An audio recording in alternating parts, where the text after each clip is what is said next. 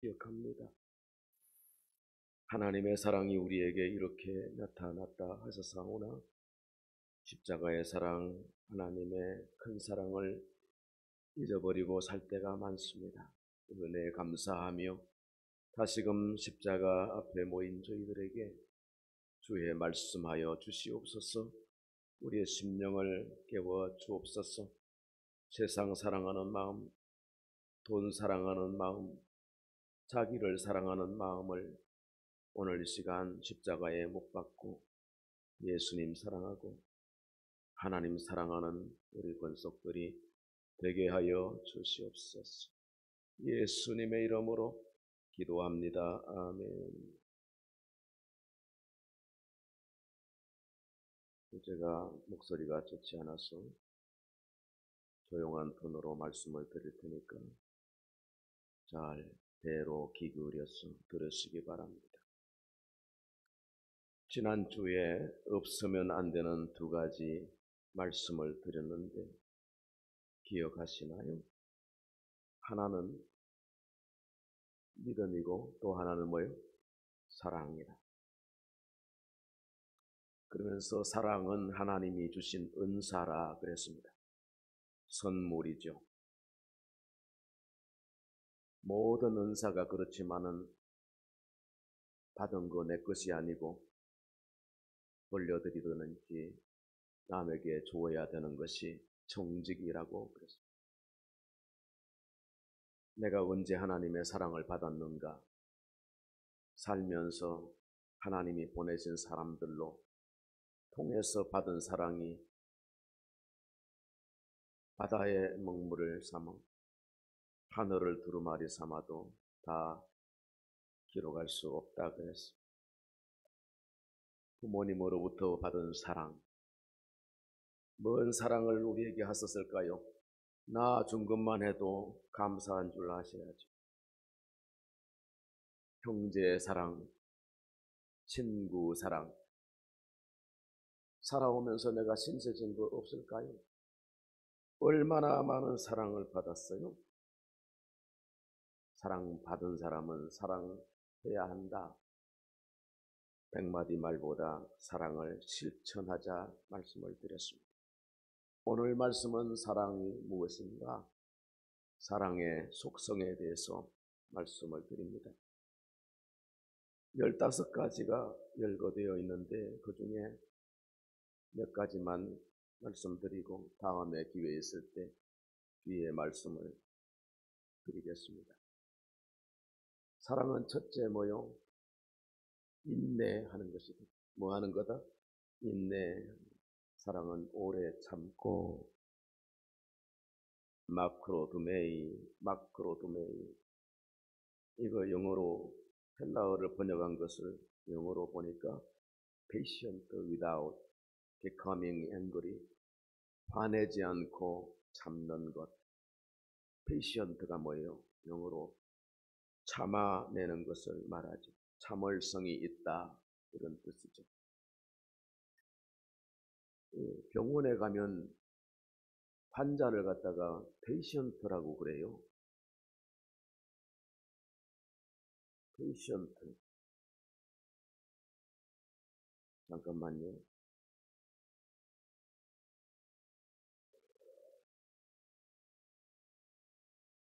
설교 시간에 걸거짓거리는 건 전부 다 치워야 돼요. 얼굴이 안 보이는 성가들 다 치워야지. 날 미워하는 사람 저기 있는 모양. 사랑합니다. 나는. 페이션트가 환자라는 뜻이거든요. 환자는 자기 병 고치려면 참아야지 어찌할 거요. 약을 줘도 참아야 돼. 치료하려면 병원 맛없는 밥도 참아야, 수술도 때로는 심한 고통도 참아야, 오랜 입원 생활도 참아야지. 참. 사랑은 뭐냐? 참는 거라. 나는 우리 교인들 중에서도요, 지금 여기는 없을 것 같습니다만, 세상에 목사님 말 안 듣는 사람이 죽을 병 걸려가지고 병원에 가니까 당장에 담배 끊으세요. 그러니까 의사 말을 갖다가 하나님 말씀보다도 잘 듣더라고. 염식을 줄이세요. 빵 같은 거 먹지 마세요. 안 먹던데요. 아니 자기 죽을 병 걸려야 그 의사 말을 하나님 말씀처럼 듣나요? 참고 의사 말 다 듣더라고요. 환자는 어떤 환자도 보니까 다 그럴 마음이 없으면 우리 병원 오지 마세요 그러니까요. 페이션트 참아야 한다. 요즘은 잘 볼 수 없지만 옛날에는 여름철 하우사리가 수목이는 마국간 근처에 습지 쪽에 하루살이가 그냥 기성을 부렸죠. 하루살이는 하루밖에 못 산다고 생각하면 잘못된 생각. 하루살이는 며칠을 사는데요. 근데 왜 하루밖에 못 사냐? 얘들이 해가 지는 걸 며칠 못 샀는데 며칠 못 사는데 해가 지는 게 성질 나가지고 막 온몸으로 화를 분투다 하다가 죽었다는 믿거나 말거나죠. 예, 찾아볼 거 없어요. 페이스북에 참아내는 사랑, 요셉의 모습을 보실까요? 요셉은 형들의 미움을 받아서 애굽으로 팔려가서 참았어. 워낙 성실하고 지혜가 있으니까 보디발이 높여서 그 집에 청지기가 되었어. 그러다가 오해와 누명을 쓰고 감옥에 참았어. 하나님이 화를 복으로 바꿔주셔서 나중에 꿈을 해몽 잘해서 바로의 총리 됐으니 됐어. 가나안 땅에 큰 기근이 들자 양식을 구하러 형들이 내려왔는데 자기를 팔았던 형들인 거예요. 왜 미워하는 마음이 없었겠습니까? 그런데 그 형들을 다 불러들여서 고센 땅에서 아버지까지 모시고 와서 공개를 했습니다. 요셉의 속에 큰 사랑이 깃들게 된 것이죠. 그러다가 아버지가 돌아가시 아버지 임종을 보지 못했던 요셉이 달려왔더니 형들이 아버지 유언이라고 하면서 동생은 듣지 못했지만은 아버지가 돌아가시면서 이렇게 말씀하셨네 그러는 거예요. 무슨 말씀을 하셨을까요? 요셉이 오거든 요셉에게 말해요. 네 형들이 옛날에 잘못한 거 그거 다 잊어버리고 용서해 주거라 하더라고 말씀을 전합니다. 그런 적이 없어요. 요셉이 형들에게 뭐라고 말하냐 하면요. 형님들 두려워하지 마소서. 제가요 하나님을 대신하겠습니까? 하나님을 대신하겠습니까? 형님들은 나를 해하려 하였으나 하나님은 그 악을 선으로 바꾸셔서 오늘과 같이 많은 백성의 생명을 구원하게 하시려 하셨나니 내가 당신들과 당신들의 자녀들을 기르리이다. 얼마든지 원수처럼 여길 수 있습니다. 그런데 요셉의 마음 가운데 하나님의 은혜가 깨달아지고 하나님의 섭리가 깨달아지는 것. 악을 선으로 바꾸어서 심판하지 않고 끝까지 용서했습니다. 어떻게 그럴 수 있을까요? 오래 참는 사랑이 있었기 때문이죠. 오래 참으니까 앙금도 사라지고 미웠던 마음도 회복이 되었습니다. 고난이 극심하던 그때는 이해할 수 없었지만은 하나님의 무속사를 깨닫게 되는 거예요. 하나님이 나와 우리 형님들 우리 집안을 구원하기 위해서 나를 앞서 보내셨다. 할렐루야. 환경과 형편 따지고 화내지 마세요. 분노하지 마세요. 어떤 사람은 팔자련이 그러는데 그런 생각도 마세요. 우리는요, 하나님의 뜻이려니, 할렐루야, 하나님의 뜻이 있는 거예요. 구속사가 하나님의 뜻이죠. 구원받았으면 됐지 뭘 큰 집이 필요해요? 뭐 많은 돈이 필요해요? 얼마나 많이 가져야 하나님께 감사할 수 있을 건데. 예? 여기 있는 목사를 갖다가 다른 회사 사장하고 비교하면 되겠어요? 저 사람 저렇게 돈을 많이 버는데 나는 먹고 사는 것도 힘들다고 그러면 되겠어요? 달라요. 하나님이 나를 부르셨어. 구속사를 위해서 쓰시잖아. 세상에 잘 나가고 골프 가방 메고 필리핀 다니는 사람들이 많은데 필리핀 오지에서 선교하는 김진권 선교사님은 그럼 할 게 없어서 그런 거 하는 거예요. 사명이기 때문에 하는 거지. 괴로워도 힘들어도 참고 견디는 거예요. 하나님의 사랑을 생각하면 어떤 환경도 어떤 문제도 극복하고 견뎌낼 수 있을 줄로 믿습니다. 죽지 않습니다. 자꾸 비교하지 말고 자기 정체성을 확인하시기 바랍니다. 요셉이 큰 사람이 된 것은 고난 속에서 하나님을 배웠기 때문에 하나님의 뜻이 있다는 것을 알게 되니까 너 브라보 용서할 수 있었다.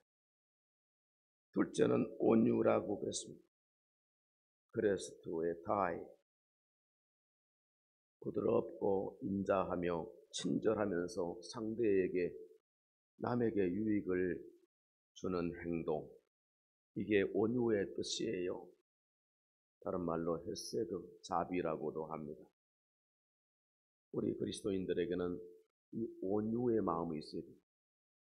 마태복음 11장 29절 말씀하시기를 나는 마음이 온유하고 뭐하니 겸손하니, 온유하고 겸손하니 나의 멍에를 메고 내게 와서 배워라 하셨습니다. 온유해야 합니다. 따뜻하게 말하고 친절하게 하고 나보다 남을 낮게 여기는 이 겸손, 온유의 마음이 있어야 합니다. 셋째로 시기하지 않는 것이 사람이라. 시기라고 하는 헬라어는 젤로이라고 표현되어 있습니다. 젤로이, 들끓다는 뜻입니다. 들끓다. 영어에서 질로스 뭐예요? 열심이라는, 열정이라는 단어로 해석 번역되기도 합니다. 사랑하게 되면 어때요? 열정이 일어나는 거예요. 청년들 열정이 일어나잖아요. 너무너무 좋은 거예요. 밥을 안 먹어도 막 살 것 같은 거잖아요. 사랑받으면 사랑하게 된다니. 열정인데요. 근데 이 열정, 열심이 왜곡된 사랑으로 표현되는 것이 시기심이라는 거예요. 다른 열정으로 나타나는 거예요. 질투심. 드라마 보면 무섭잖아요. 막 온유월 서리발처럼 막 엄청나게 막 사람들이 질투, 사랑 동반하고 있는 질투심이 있어요. 우리 하나님도 질투하시는 하나님이라 그랬어요. 그렇다고 하나님이 온유월 서리발처럼 우리를 보라고 그러시는 건 아니에요.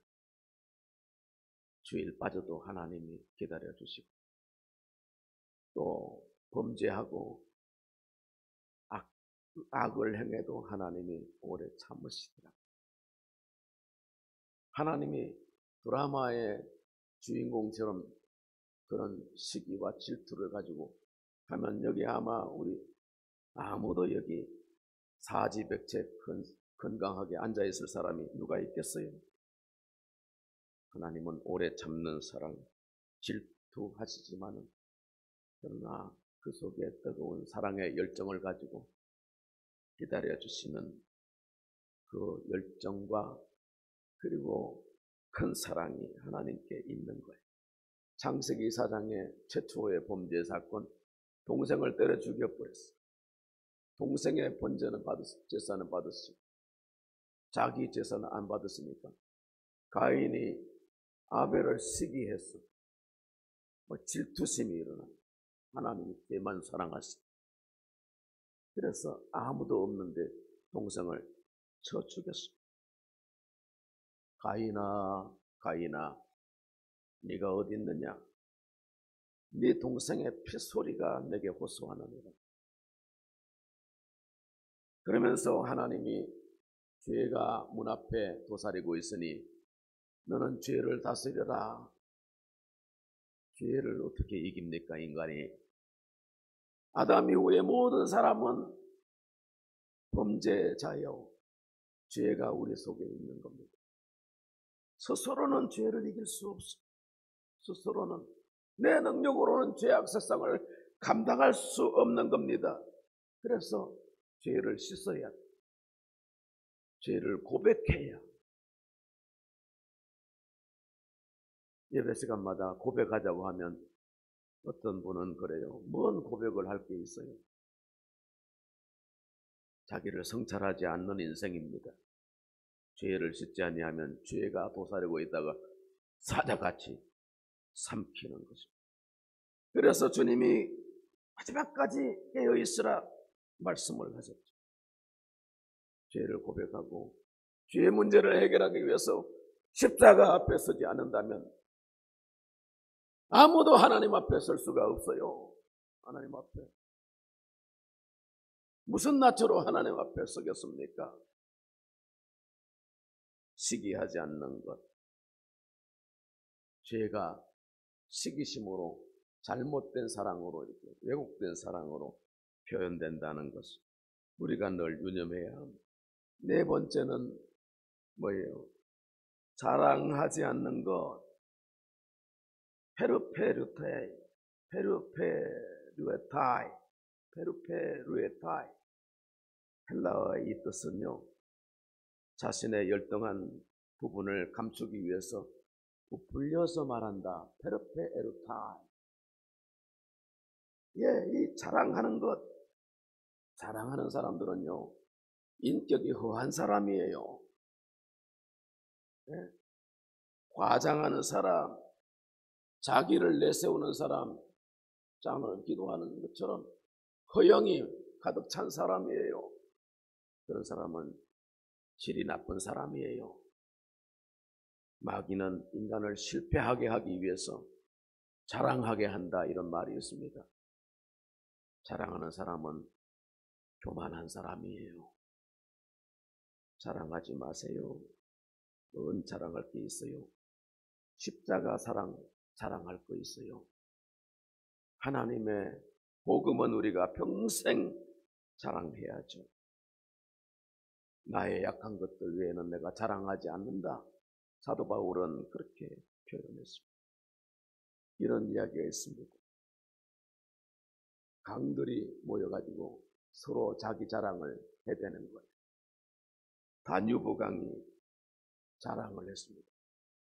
내가 있으므로 큰 배들이 다니면서 무거운 곡식도 또 석탄도 운반해서 저 사람들이 다 내 덕에 잘 사는 거야. 다뉴브 강이. 나일강에 있다가 나는 제일 길어. 나는 아프리카 대륙을 내리겠어. 그냥 지중해까지 여행을 해. 여행 자랑, 키 자랑을 했어. 그랬더니 겐지저 강이, 인도의 겐지저 강이 자랑을 합니다. 나는 사람들을 깨끗하게 해주고 거룩하게 해주는 강이라. 전 세계의 많은 사람들이 내게로 모여온다고 자랑을 했어. 옆에 조그만 색강이 이렇게 말합니다. 나는 너무 작고 힘이 없어서 비만 오면 뚝이 터져. 나는 말진상이 같아. 나는 너무 약하고 부족해. 그런데 이 작은 나를 통해서 하나님은 농가 밭에 물을 공급하여서 곡식이 풍성하고 열매가 가득하게 하는 걸 보면 하나님은 참 놀라운 분이시오. 자랑하는 자는 주 안에서 자랑할 수 있기 바랍니다. 여러분. 자랑질 교만한 것입니다. 자랑할 마음이 생기면 입을 쳐야 돼. 마음에 십자가 사랑을 묻어야 돼. 옳지 않습니다. 다섯 번째, 교만하지 않는 거다. 교만은요, 내가 남보다 낫다고 하는 우월감에서 발생이 되죠. 반대로 겸손은 자기를 낮추는 마음이에요. 하나님은 어떤 분이신가? 야고보서 4장 6절 말씀하기를 교만한 자를 물리치시고 겸손한 자에게 은혜를 베푸시니. 하나님은 겸손한 자를 쓰셨어요. 사울이 청년 때 겸손해서 하나님이 발탁해서 왕으로 기름을 부었어요. 왕이 되자 이 사람이 교만해져 버린 거예요. 그 말로는 심각한 것입니다. 자기와 자기의 온 집안이 다 망해버리고 다 비참하게 칼로 도륙당했습니다. 세상에 교만한 자가 너무 많습니다. 교만한 자는 자기의 교만한 것으로 교만의 해를 받게 되는 것이죠. 그러나 겸손한 자에게 은혜를 주시느니. 다윗은 얼마나 겸손했습니까? 십자가 앞에 하나님 앞에 나가기를 힘썼던 다윗은 정말 말씀 앞에 겸비하고, 다윗도 죄를 지었으나 옷을 찢고 머리를 풀고 금식하며 회개할 때 하나님 성령을 내게서 거두지 다 가져가도 좋으니까 성령만은 거두지 마소서. 하나님을 붙들었습니다. 야복강가에서 야곱이 천사를 붙들고 놓아주지 않는 그런 애처함으로 열정으로 하나님께 나갔을 때 하나님이 그 겸손한 다윗을 높여 다윗의 별이 되게 하시고 그 줄기에서 예수 그리스도가 나게 하셨어요. 예수님도 겸손. 빌립보서 2장 5절에 너희 안에 이 마음을 품어라. 죽기까지 십자가에 복종하신, 아무 말씀 안 하셔도 하나님께 원망 하나하나 하시고 하나님 말씀하시면 언제나 예스, 아멘 하고 순종하던 다윗을 하나님이 높여주셨어요. 하나님이 쓰시는 사람들, 겸손한 사람들이 되시기를 바랍니다. 여러분, 여섯 번째, 무례히 행치 않는 것. 무례하다는 말은 예의가 없다는 뜻이죠. 예는요, 인간이 갖춰야 될 가장 기본적인 매너를 말하죠. 인사하는 것을 미소만 지어도요 사람들이 다르게 봐요. 말버릇, 행동 거지 하나하나 어떤 기준이 있는 거예요. 그걸 넘어가면 무례한 거죠. 서양 사람들은 이것을 에티켓이라고 그래요. 프랑스의 베르사유 궁전이 있는데 거기에 꽃밭을, 화원을 이쁘게 잔디를 잘 갖고 꽃을 잘 갖고 와서 화원을 만들었는데 사람들이 막 들어가니까 이게 화원이 훼손이 됐어요. 그래서 왕궁에서 청지기가 팻말을 하나 거기다가 꽂아놓고 거기다가 에티켓이라고 적어놓은 거예요. 에티켓이 뭐냐고. 에티켓은 그 당시에 그 사람들의 말은 기준이라는 말이에요. 표본이라는 말, 표본, 팻말 이런 뜻이에요. 그러니까 처음에는 그런 뜻이었는데 사람들이 점점 그 넘어가면 에티켓에 어긋나는 거야 이렇게 알아먹게 되는 거죠. 인사 안 하는 거, 자리 양보하지 않는 거, 그것 에티켓에서 어긋나는 것이죠. 그렇게 에티켓이 그렇게 활용이 되었습니다. 캐나다에서 한국의 선교사로 온 펜윅이라고 하는 침례교 선교사가 있어요. 그분이 한국 사랑하는 것, 선교사 중에서 최고 가는 한국 사랑 마음이 있는데 한국에 와서 감동을 받은 것이 뭐냐 하면 이 한국 사람들이 예의가 바르다는 거예요. 동방 예의지국이라고 하잖아요.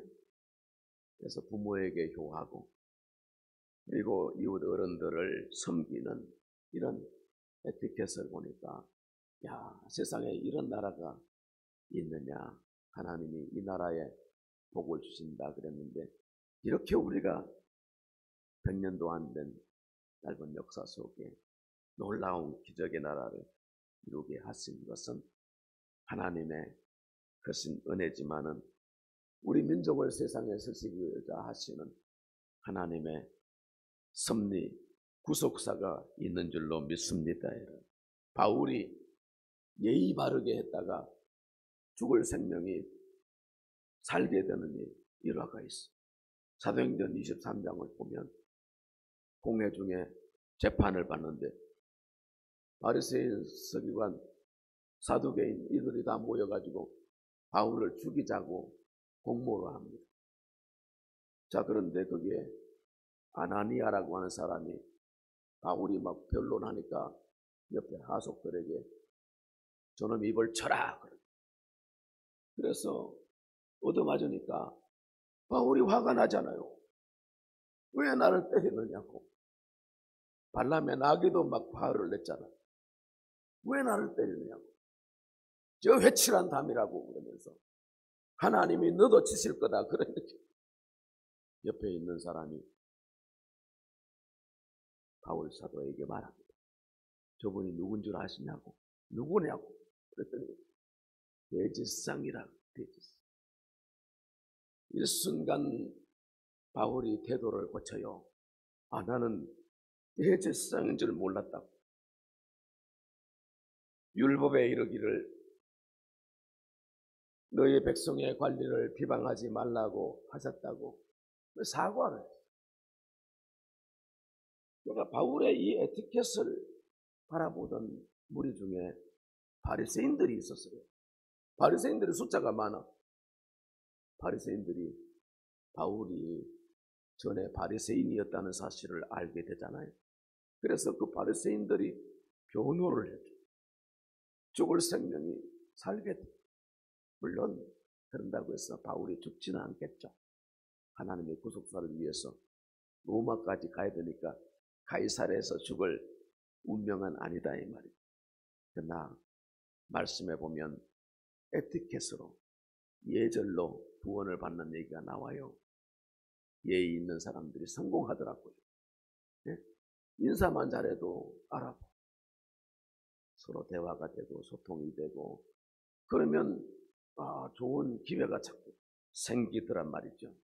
그러니까 예의 바른 무례히 행치 않는 사람. 이게 사랑의 6번째 속성이다. 마지막 7번째는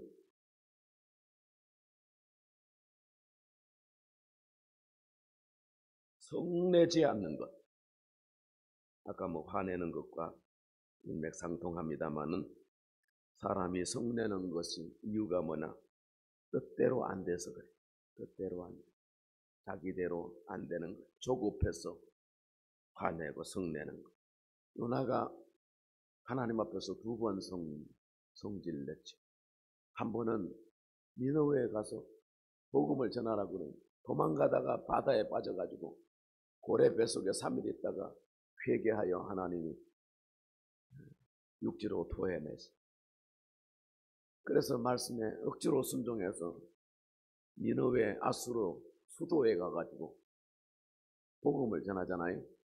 근데 요나는 가라고 해서 간 것뿐이지 진짜로 그 사람들이 회개시키려고 하는 마음이 1도 없어요. 저놈들 다 망해야 된다고 생각하는 그런 사람이에요.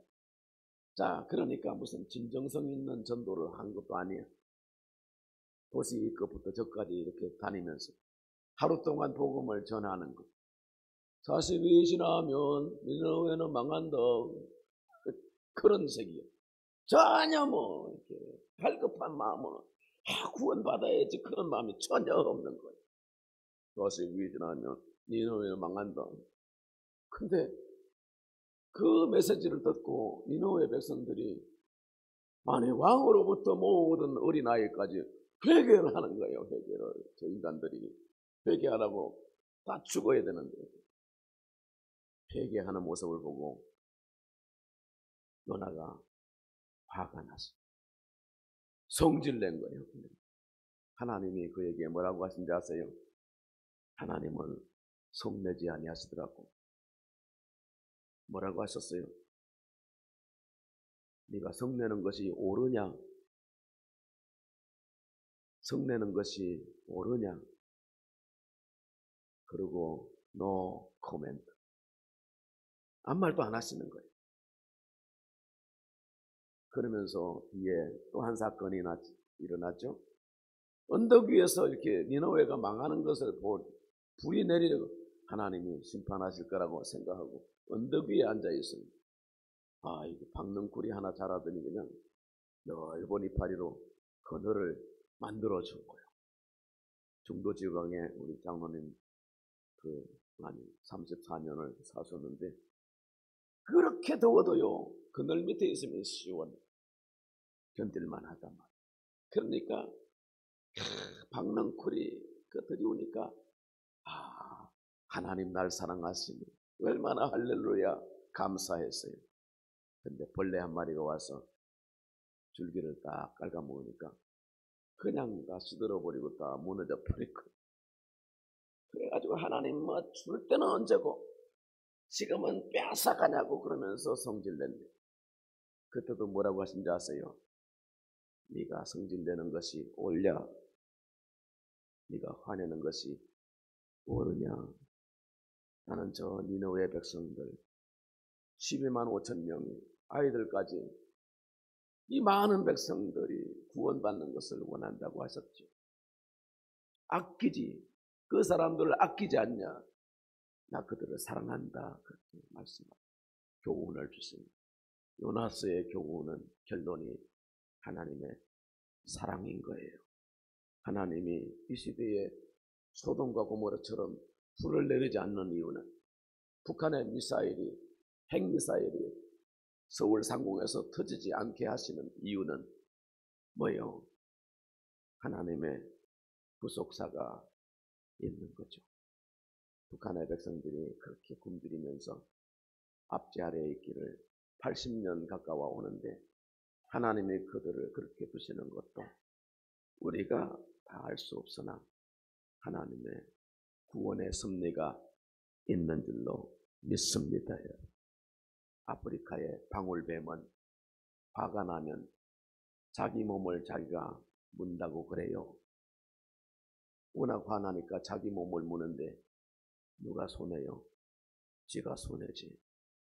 그래서 자기 독에 자기가 죽는다는 거예요. 사람들이 그렇게 살아요. 네. 사람들이 화내면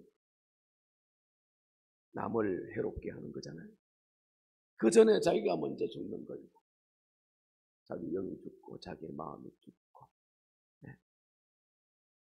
그게 위장병이 되거나 장기능에 손상을 가지고 스트레스가 되고 공황장애니 뭐니 온갖 해괴망측한 병들이 세상에 만연하는 것은 뭐요? 사랑 없음이요, 사랑하지 않는 것의 이유요. 성 프란시스는 언제부터 성자가 됐을까요? 주여 나를 평화에 두옵소서. 미움이 있는 곳에 사랑, 미움이 있는 곳에 사랑, 오류가 있는 곳에 일치를, 분열이 있는 곳에 화해를, 이렇게 그 주옥 같은 시를 적은 프란시스가 한 번은 우물가에 갔는데 여인이 이렇게 물동이에 물을 담아가지고 나뭇가지를 하나 거기다가 집었네. 왜 그렇게 하냐 그랬더니 여인의 얘기가 항아리를 이고 갈 때 항아리가 흔들리면 물이 넘쳐. 물이 넘치지 말라고 나뭇가지를 넣는다. 그러면 물이 넘치지 않는다는 거예요. 프란시스가 이 말을 듣고 크게 깨달았어요. 그래서 때로 뜻대로 안 될 때, 마음이 심히 요동칠 때, 그때는 여인의 통해서 도움받은 바 나뭇가지를 집어내 내 마음에 요동칠 때 나를 안돈케 하는 나뭇가지는 뭔가요? 프란시스는 예수 십자가, 예수 그리스도의 십자가를 마음에 띄었다는 거예요. 하나님의 큰 사랑을 마음에 띄었다는 거예요. 그래서 성 프란시스가 되었다 이러합니다. 사랑하는 여러분, 내 힘과 의지로는 사랑할 수 없습니다. 내 인생의 가장 큰 문제는 사랑이 어렵다는 거예요. 지난주에 캠프에서 나눠보는데 다 그렇게 말하던데, 다 사랑하기 어렵다. 내 힘으로는 안 된다는 거죠. 우리 요양원의 간호사 선생님이 어제 나한테 얘기하면서 울어요. 사남 아들 넷을 뒀는데 그 아들들이 어머니 91살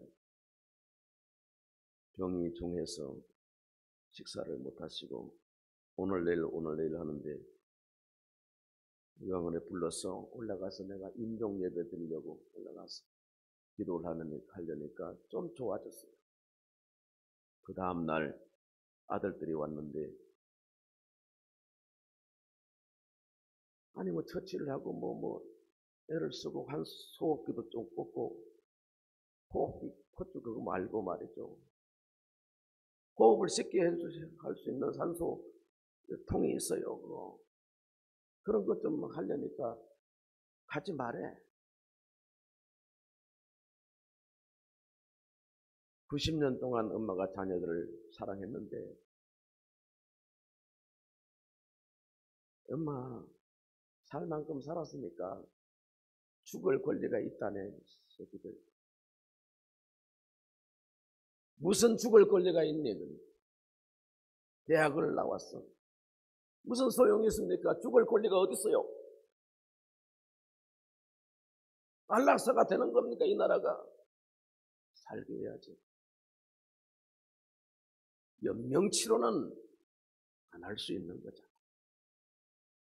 밥을 먹이고 좀 더 이렇게 편안하게 약을 공급하고 식사를 안 하니까 뭐라도 해야 될 거 아니야.